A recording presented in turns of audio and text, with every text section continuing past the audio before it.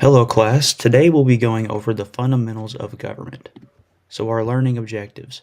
So by the end of this lesson, you will understand the purpose and functions of government, identify different types of government systems, and recognize the principles of democracy and citizenship. So some of the expected outcomes you will see: define key government terms, explain how government impacts your daily life, and compare different government structures, and why you should be excited about this. So government, it shapes everything around us. Who makes the laws? How does it work? What if there was no government? Well, let's find out. So the basics of government. So the definition of government is the governing body of a nation, state, or community. So why would we need this?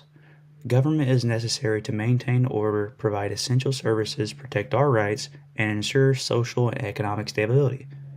So who is in charge? So depending on where you're from, there'll be different leaders. So like where we're from, we have a president because we have a representative democracy. In other places, they have a monarch, a dictator, a ruling party, a prime minister, or a legislator. So these different types of government. So a democracy, which we have, is the power to the people. So we vote in who we want and we make the decisions. So the next one is a monarchy, which is ruled by a king or a queen. The next would be a dictatorship, where one leader rules everything, and an oligarchy, where a small group holds power.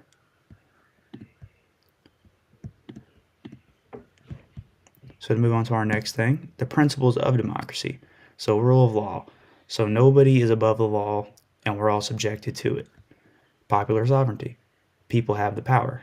So we have the right to vote people in and weed out what's wrong. So rights and responsibilities, just freedom and duties. So government and action. So how does a government affect your life? Well, it does in every which way when you live. Our laws, our schools, roads, safety, taxes, and our voting. So now that we've seen all that today, what you can expect next lesson is how our personal government works.